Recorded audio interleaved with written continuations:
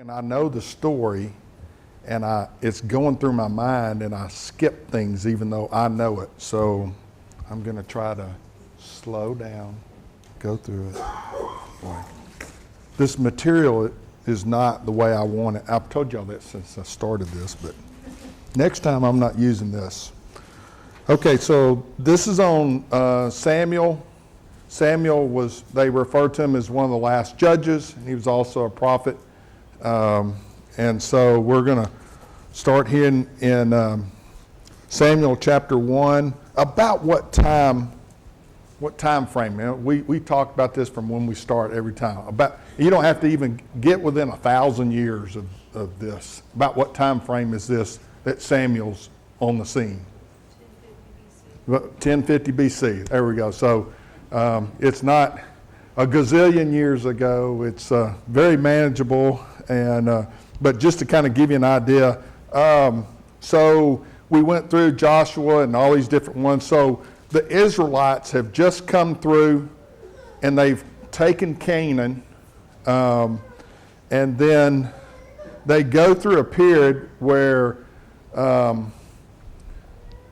they start becoming unfaithful to God, and then God is very patient with them, and after a long period of time, then someone comes in and takes over and takes them as slaves, and then they're persecuted for a long time, and then what do they do after that point? They beg God for forgiveness, and they want to come back. Eventually, he'll send a judge back in there and come and get them back out, and they bring them back out, and they do that several times in a row. But, one of the things that to me is a theme that I see going through all these different things. Not one thing, of course, is the miraculous way these people even come to earth. Y'all have noticed most of these mothers couldn't have kids, or it was later in life or something like that. And it's amazing that all these have stories where God planned it for these people to be here. But then you have a constant reminder of how we're supposed to teach our kids. It's our job to teach our kids about God. And if you look at what happens to God's chosen people, they go through cycle after cycle where they're faithful, and then after just about a generation, it kind of starts turning again, because they don't know the Lord. And you're going to see this in here today as we go through. Someone didn't know the Lord there. But I wanted to start off right here in 1 Samuel. And just real briefly on there, I'm going to start with chapter 1, and that is in verse 1 there. Elkanah, the son of Jeroham, and the son of Elihu, and I'll skip down there 2. He had 2 wives. One was Hannah, and the other was Peninnah. Peninnah had children, but Hannah had no children. And they went up to the city yearly to worship and sacrifice to the Lord. And also the 2 sons of Eli were up there, and they were priests. And whenever it came for them to go up there and make an offering, the one wife would make fun of the other wife because she couldn't have kids. Women don't do those things, do they? No. In this next little part here, if you look, and it says in here, verse 4, whenever the time came for Elkanah to make an offering, so that's the husband, to give an offering, he would give portions to one of his wives and to her sons and daughters. And then verse 5, but to Hannah he would give a double portion, for he loved Hannah more. Okay? What's that setting yourself up for there? Huh? Okay. It's just, I don't know. When you read through these things, you just know something bad's fixing to happen, whenever this happens there. But it really does teach us things about, these are people that are leaders and different things like that, and yet they make the same kind of mistakes that we do in raising our kids or with our spouses and different things like that. But of course, this is going to cause her to be even more miserable because they all kind of start turning on her because it says in here the Lord had closed her womb. All right, so in this next little section here, I'm going to skip down to verse 10. Year after year, she's coming up there, and she's getting bitter in her soul. And so she really, she's probably praying for a child at that point. And yet, she constantly comes. She's doing what's right in the sight of the Lord. And do we not have those kinds of issues ourselves sometimes whenever we're praying for something and it's not being answered the way we want it to by God? And I think these are just lessons here that we can learn, and it's through the years. Some of these end up having lessons a lot of times where the answers are prayed, but a lot of times the answers aren't answered the way we want them to be answered in there. But Tracy, would you read here verses 10 through 11? Samuel 1. And she was in bitterness of soul and prayed to the Lord and wept in anguish. Then she made a vow and said, O Lord of hosts, if you will indeed look on the affliction of your maidservant and remember me and not forget your maidservant, but will give your maidservant a male child, then I will give him to the Lord all the days of his life, and no razor shall come upon his head. Okay. She's making a vow with the Lord. Have y'all ever said that? Have y'all ever been in a tight spot and say, God, no, seriously, I'm just saying, God, if you'll help me out, I'll be a better Christian. Or, has anybody not done that? Okay. Now, but this is truly something here where she's specifically saying, I'm gonna give him to you, and I'll never let a razor. What does she mean by I'll never let a razor touch his head? Nazarite vow? Okay, so it's dedicating them to God as she does in the future here. But I think it's very important for us to remember when we say these things to God, should we take them as being important whenever we're making statements? Now, Gloria's eyes got this big, which is emphasis, right? Yeah. But no, absolutely, we should be careful when we say that. Can we do that? Can we ask God and dedicate things or say that we're going to do things better? Is that right or wrong? Okay, absolutely, yeah. And then sometimes you're thinking about things and the way you say it, so if you give me this house, then I'll be a better Christian and I'll study more. Well, that, to me, that is the wrong thing to be doing. This is something, though, to me, I could see, like, if I was praying for a child that maybe was not faithful, and all the time you would be praying that you could say the right thing, that God would open up their heart. Those are the kinds of things that you can pray for. I don't think you have to put an emphasis on there like you're going to do something. Those are just things that we can ask for from God, and we should pray all the time for people that we help them. But I think this is in my mind that we should be very careful about saying, Lord, if you do this, I'll do that. Because we should be studying anyway if we say we're going to be a better Christian and everything. That should be not dependent on what we ask for God. Does anybody have any input on that? Okay. All right, so we're going to move down over here. So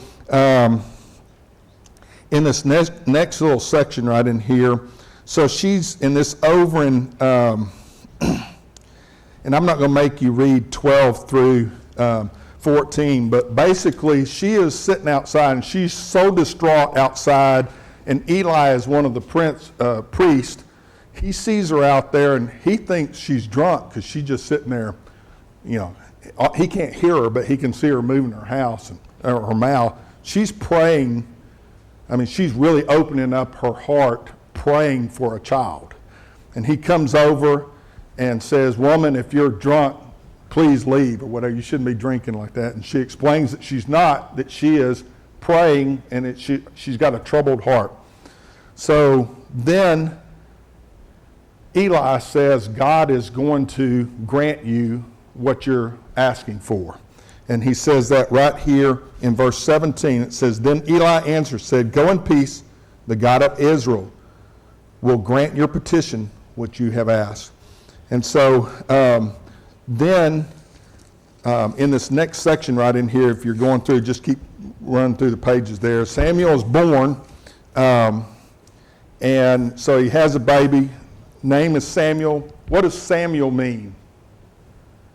Does anybody know what Samuel means? Heard of God. God heard me. Different things like that.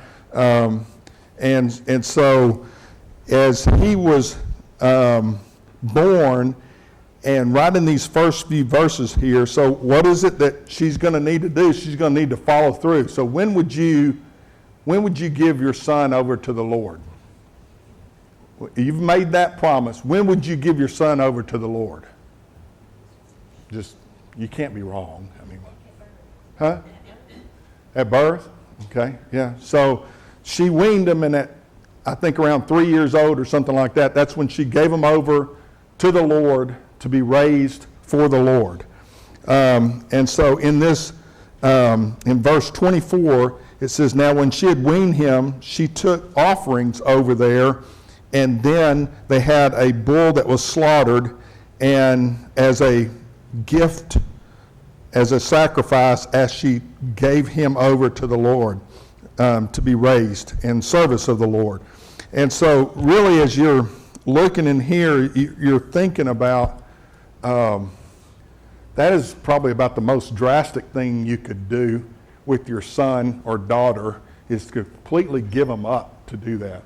So we need to be in between there at some point as far as what we do with our kids. And to me, as we're coming in here, and we're starting to look at in chapter 2 here, you had Eli, who was the priest. He had some sons that they weren't doing the right things as far as they were taking care of the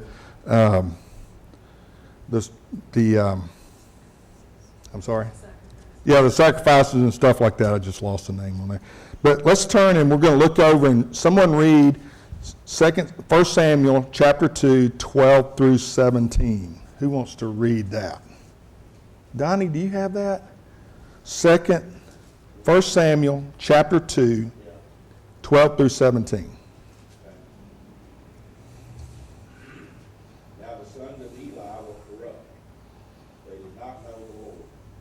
And the priest's custom with the people was that when any man offered a sacrifice, the priest's servant would come with a 3-pronged flesh hook in his hand while the meat was boiled. Then he would thrust it into the pan or kettle or cauldron or pot, and the priest would take for himself all that the flesh hook brought up. So they did in Shiloh to all the Israelites who came there. Also, before they burned the fat, the priest's servant would come and say to the man who sacrificed, "Give meat for roasting to the priest, for he will not take boiled meat from you, but raw." And if the man said to him, they should really burn the fat first, then you may take as much as your heart desires. He would then answer him, "No, but you must give it now, and if not, I will take it by force." Therefore the sin of the young men was very great before the Lord, for men had poured the offering to the Lord. Okay. Right there, what Donnie read in that first verse there, and it said that the sons did not know the Lord. What does that mean, they didn't know? Do you think they didn't know who the Lord was? They didn't know what the sacrifices were? What do you think it means they didn't know the Lord? They didn't have a relationship Didn't have a relationship? Yes. So they absolutely knew who the Lord was, but I don't think they had a relationship with him. They definitely were not following his teachings or his rules. Donnie? Yeah, they weren't practicing. Practicing, okay? Can you imagine? I mean, sometimes when you read some of these things, you just can't imagine these are the priests, these are the ones that are taken care of. They're well taught and they're doing these things. So what is it they're actually asking them to do? So when you come and you bring your sacrifice, you're supposed to come in and you're going to boil it, right?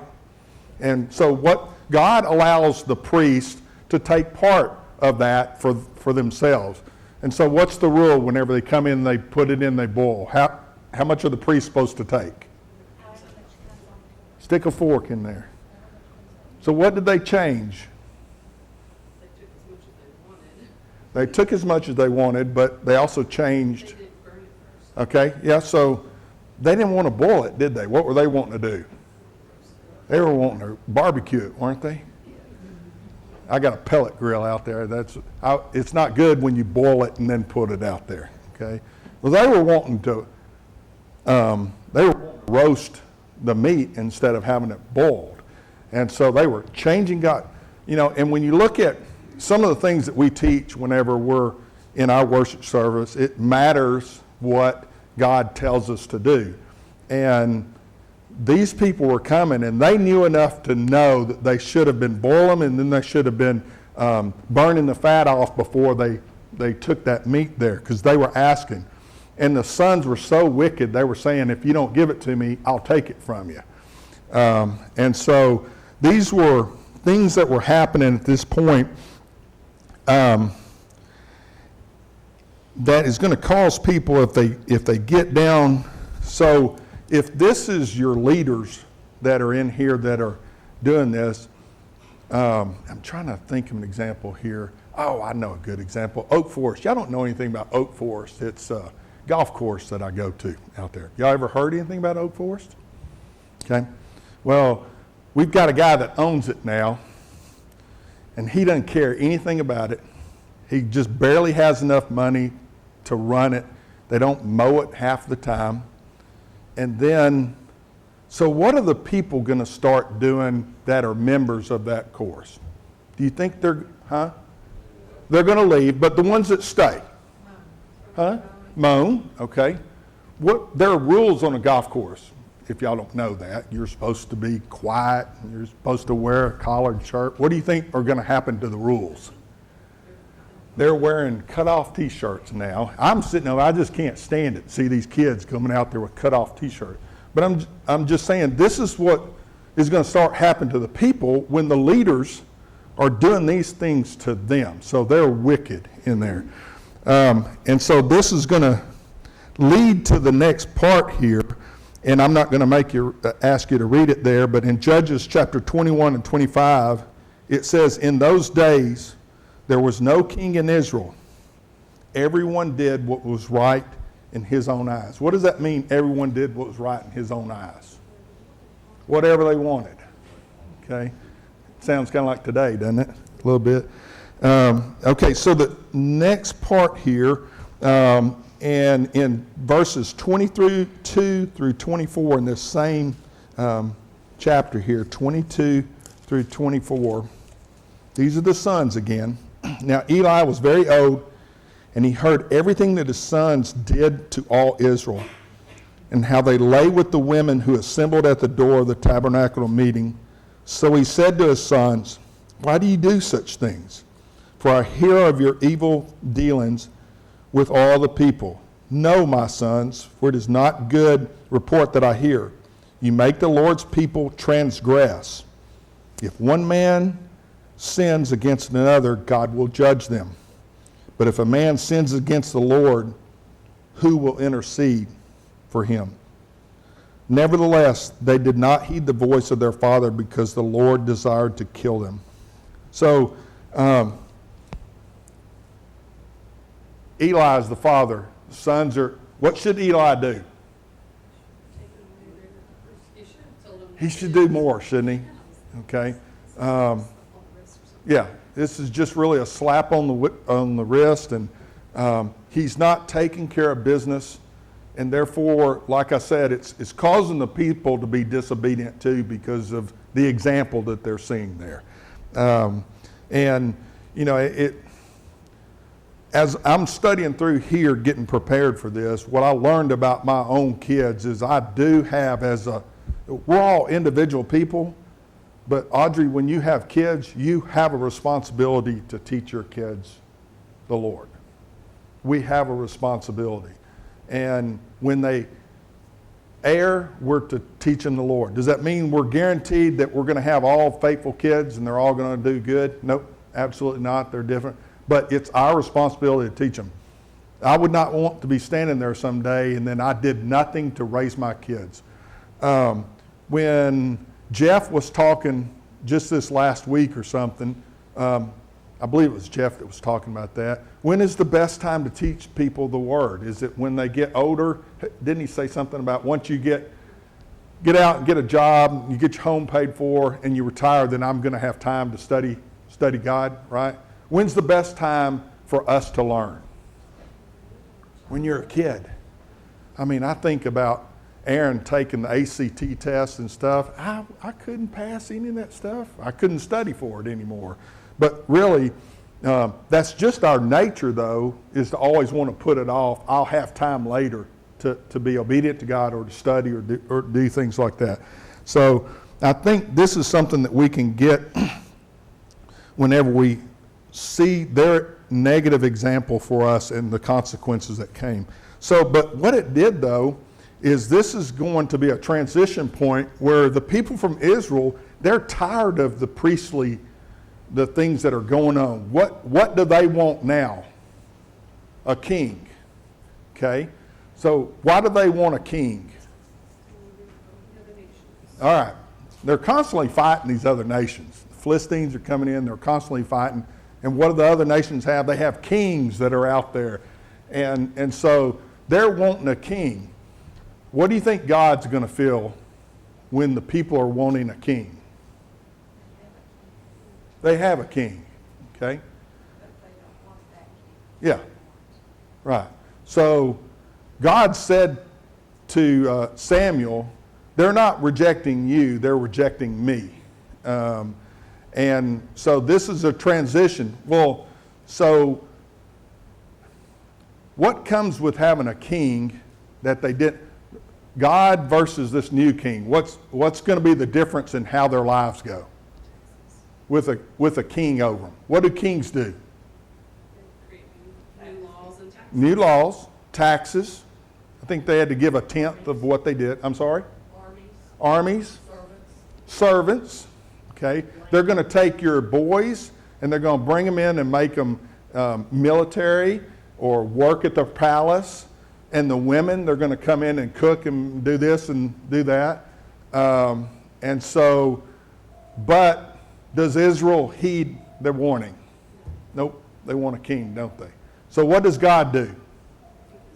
Okay, so he's going to give them a king. And so then at that point,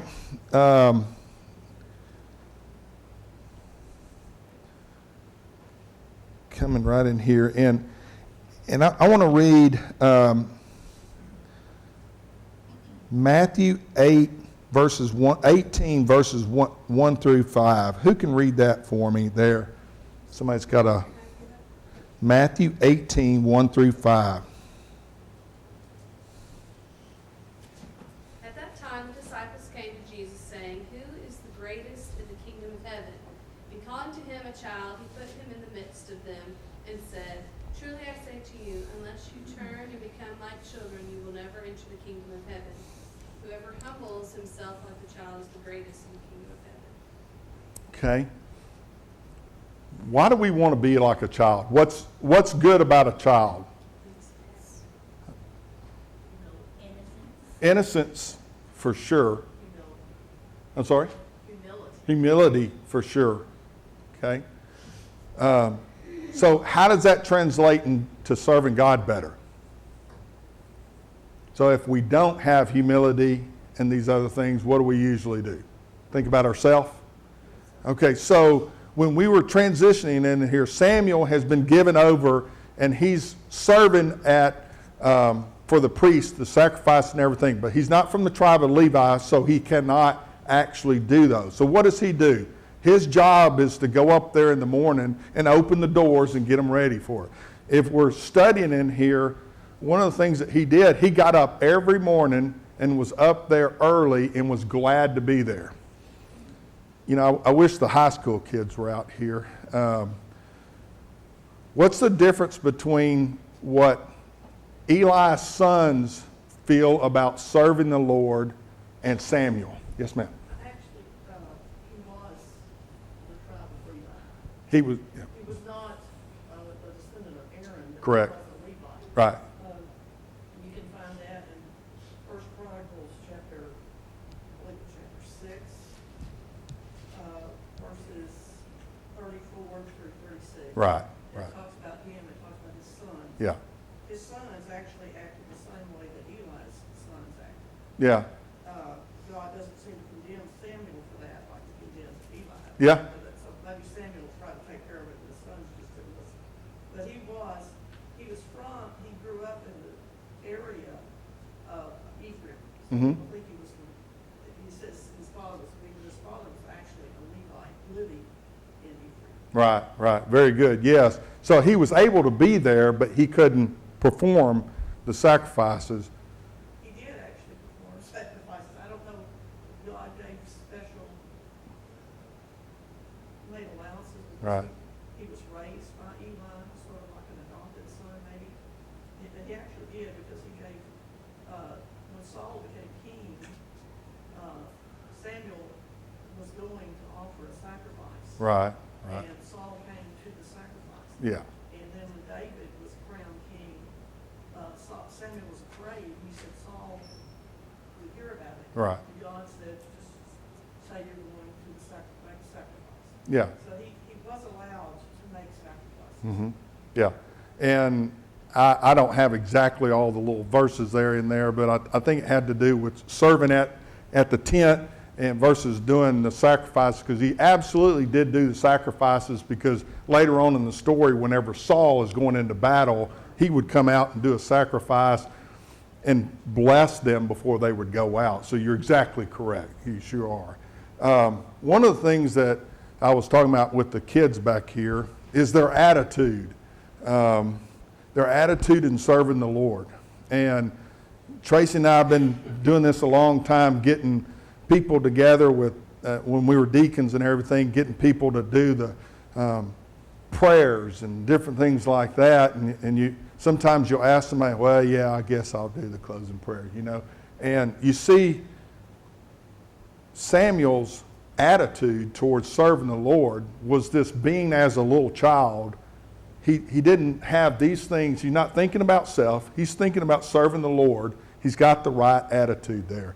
And those are the things that we relate back to ourselves as we look at how we're serving God.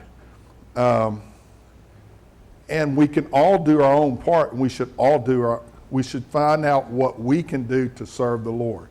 I'm not one that's going to be a song leader or something, but we should all do our part. We shouldn't be just coming in and leaving at some point. And the attitude that we have is one that we want to have as a little child that's going to be coming. I'm just saying part in this right here. And it's not just doing these things here, but it's actively going out.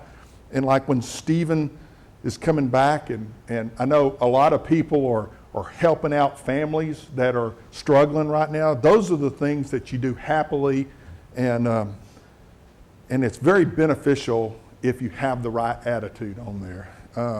And I'm encouraged, especially with Ronnie Myers and them, where they've had a food train that we've done for them.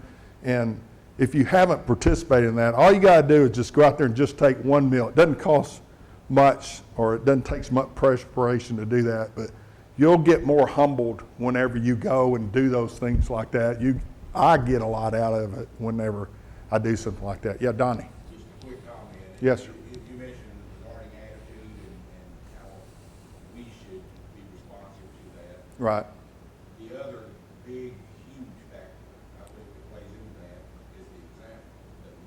Yes. Not only to our children, but to those around us and other people's children. Right. Yeah, I think it's good.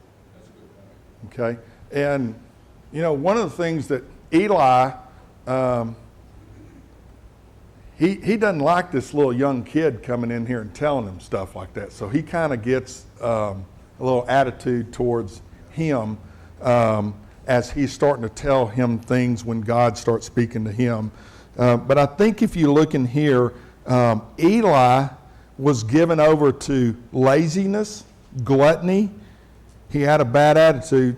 As you see the end of the story, I think of him as a real large person here, but I don't know what he looked like there. But as you get to the end of the story there, that's what I envision him as, someone large. Now, just like what Rebecca said, though, Samuel's sons had some same problems too. So as good as Samuel is in everything, he didn't do a good job with his sons either. And so every one of us should challenge ourselves with our kids. It's our responsibility. If they're already grown, we still start now. It doesn't mean they're gone forever. But this is one of the lessons that keeps coming back to me, especially as I start having grandkids. It's my responsibility to teach them as much it is as my kids. And Ashley, so like you do for your kids there. It's your responsibility. And so if we move down to the next part here, and this is in Isaiah chapter 4. So Eli's sons, they were doing all these things bad where they were doing the sacrifices and everything.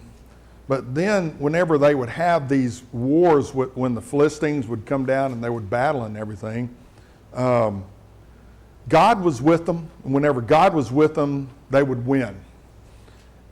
And obviously God was not happy with what they were doing there.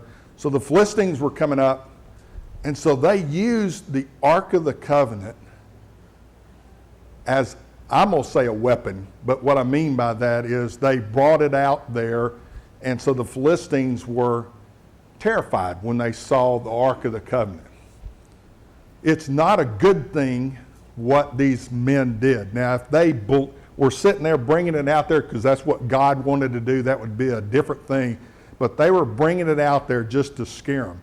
Well, to me, that's two lessons. What's one lesson about what the enemies thought of God?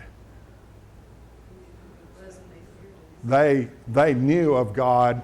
They were, when I say respected God, they were afraid of God and what he could do to them. And I know we're not going to get deep into this story. We'll finish it next time. But that's what impresses me as I look at these people. And the Philistines, they knew about God. Obviously, they didn't respect them enough not to constantly attack the Israelites through there. But so whenever they went out to battle this time, the Philistines defeated them. And they killed their sons. And then when it came back and they brought word back to Eli, and I can visualize Eli, this big fat guy sitting on this chair. And let's read right in here, and let's turn to, someone read 1 Samuel chapter 4, verse 18. Kevin, do you have that? Chapter 4, verse 18, one verse.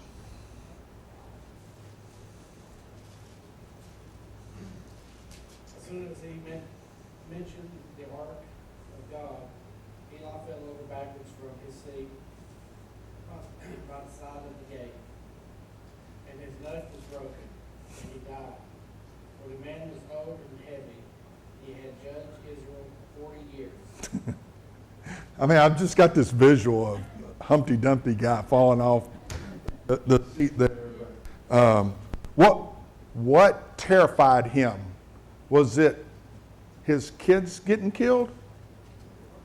I think it was the Ark of the Covenant that was captured at that point.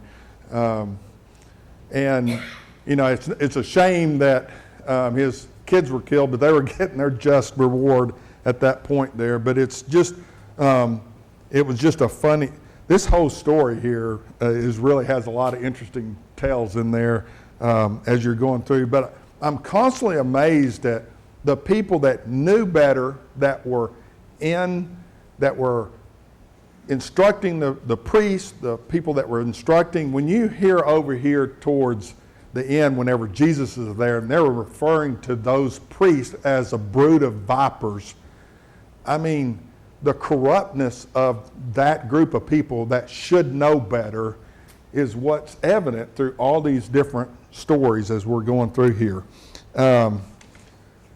So I'm going to probably pause right there. Does anybody else have anything they want to say about Samuel? We've got some more to go on Samuel. Samuel dies and gets called back. Y'all ever heard that before? I didn't know it before this. So if you get a chance, it's in chapter 28, around, if you want to look at it. Because when I read it in my study thing, I said, I don't believe it. I went over and read it there. So have y'all heard it before? Okay, yes. My thing called it the witch of, yeah. It's more like a medium is what they called them and stuff back then. But anyway, just an interesting part to this as we get down to it. Other questions? Any other questions? Okay, appreciate your comments, and we'll finish up on that. Let's see, next week we have Vacation Bible School, and Jeff going to do something? Yeah, he's going to do a little presentation. Okay, a little presentation Wednesday night, and then we'll get back, I believe it's the 5th or something, July 5th. Okay, appreciate it.